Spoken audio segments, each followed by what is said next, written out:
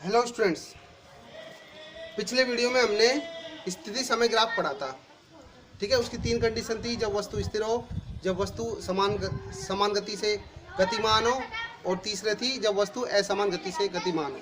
इसके पश्चात जो हमारा नेक्स्ट टॉपिक आता है वो आता है औसत वेग। क्या है? औसत वेग। औसत वेग आता है। ठीक है भाई। अब औसत वेग को बोलते हैं average velocity. Average velocity, right भाई। तो एवरेज वेलोसिटी क्या चीज़ होती है कि हम कोई भी व्हीकल, जैसे बाइक पे जा रहे हैं या कार में जा रहे हैं, तो कभी भी हम सेम स्पीड से नहीं जाते। ठीक है भाई। क्यों?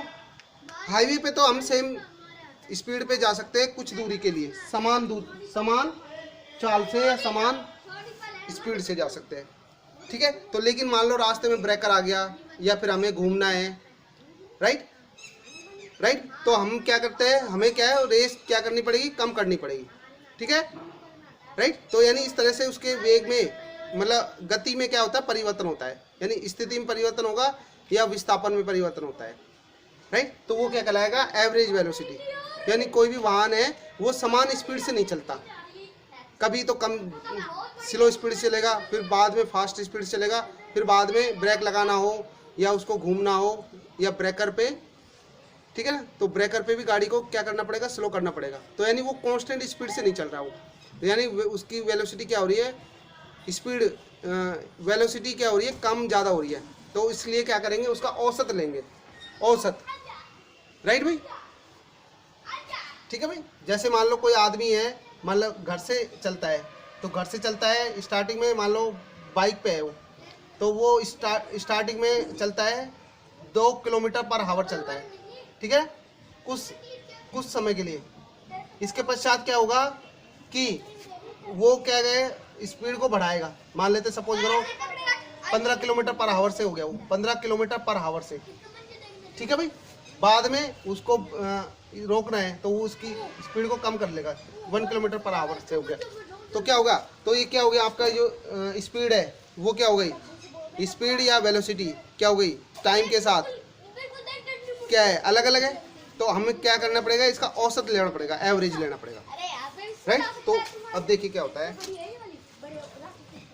कि एक पर्टिकुलर टाइम पर उसका वेग है, मान लेते हैं t1 समय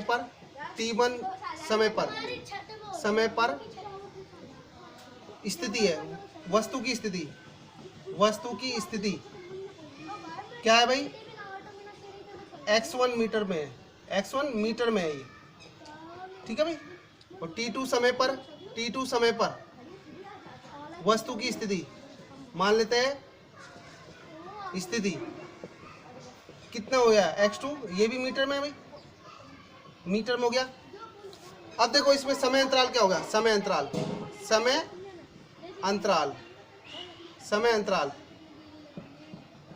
अंतराल जिसको बोलते हैं t2 माइनस t1, इसको शॉर्ट में लिखेंगे डेल्टा टी। समय अंतराल डेल्टा टी हो गया। में क्या हो गया, स्थिति परिवर्तन कितना हो जाएगा भाई, x2 माइनस x1 हो जाएगा। ठीक है। तो इसको x2 क्या लिखेंगे, x2 माइनस x1 को क्या लिखेंगे, ठीक है ना, ये आपका स्थिति परिवर्तन हो गया डेल्टा x। ठीक है भाई।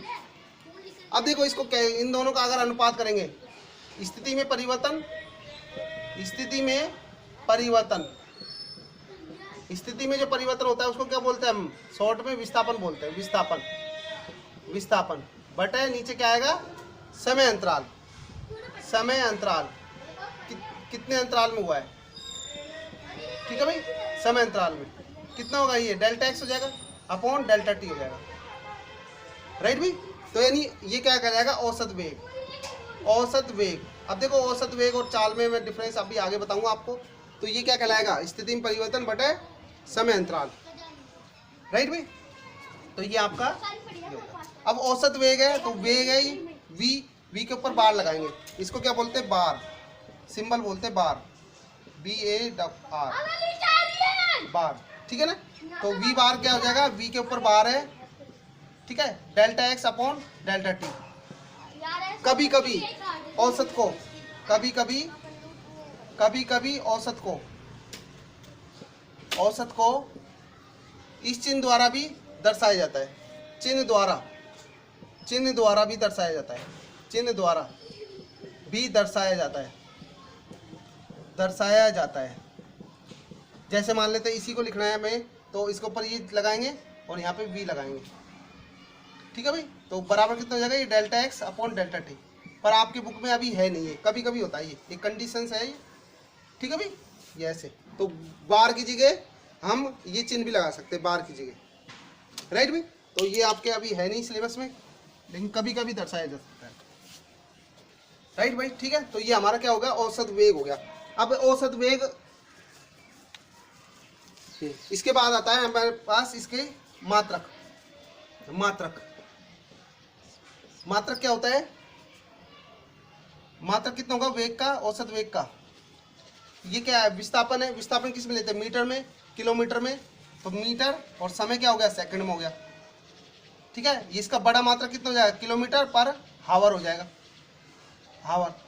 तो शॉर्ट में कैसे लिखते हैं, हावर को एच लिखते हैं। ये इसका मात्रक है। अब इन दोनों में रिलेशन होता है आपस में, इन दोनों में रिलेशन क्या होता है वो देखते हैं, ठीक है। तो देखिए 1 किलोमीटर पर हावर है, तो अब 1 किलोमीटर में कितने मीटर होते हैं, 1000 मीटर होता है भाई। अब 1 घंटे में कितने होते हैं, 60 सेकंड, 60 मिनट इंटू 60, तो ये कितना हो गया, सेकंड में हो गया। तो एक जीरो से एक जीरो गई, दूसरी जीरो से दूसरी जीरो गई, कितना आ गया यहाँ पे 10/6 36 मीटर पर सेकंड, राइट भाई। तो इसको और सोल्व करो, तो 2 पंजे 10 और ये 18, कितना हो गया मीटर पर सेकंड, कितना हो गया भाई 1 किलोमीटर पर आवर में आपका क्या हो गया, रिलेशन क्या आ गया 5/18 से। तो रिलेशन आया 1 किलोमीटर पर हावर को लिखेंगे तो 5/18 मीटर पर सेकंड। इसका जस्ट उल्टा लिखना हो तो 1 मीटर पर सेकंड में है, ये आपका 18/5 हो जाएगा किलोमीटर पर हावर, ठीक है भाई। हमें जो वैल्यू निकालनी है उसी के अकॉर्डिंग वो पुट करेंगे, ये आपका रिलेशन हो जाएगा। अब एक एग्जांपल की बात करते हैं, उदाहरण से समझते हैं, ठीक है भाई। आए समझ में कैसा है, 2 से काटो, 2 पंजे 10 और ये कितना होगा 2 एकम 2, 1 बज गया 16, 2 8 16। अब देखिए नेक्स्ट है, इसका आपस में एक उदाहरण देख लेते हैं। जैसे मान लो आपको दिया है कि 72 किलोमीटर पर हावर को मीटर पर सेकंड में कन्वर्ट करो, मीटर पर सेकंड में परिवर्तित करो। तो आपको डायरेक्टली क्या करना है, 5/18 से करना है उसको। तो 72 किलोमीटर पर हावर है, तो किलोमीटर पर हावर है यहाँ पे, ये देखिए।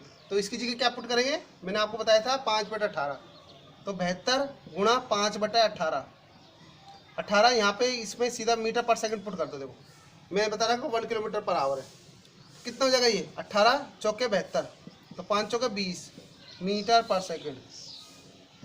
बोलो तो किस में हो गया ये, तो यानी 72 किलोमीटर पर आवर है, तो उसको हम 20 किलोमीटर पर आवर लिख सकते हैं। इसका जस्ट उल्टा देख लो, 420 मान लेते हैं कोई एग्जांपल, 420 मीटर पर सेकंड दे रखा है आपको, ठीक है भाई। ये दूसरा उदाहरण है, ये एग्जांपल पहला हो गया, ये एग्जांपल दूसरा हो गया। मीटर को किलोमीटर पर आवर में परिवर्तित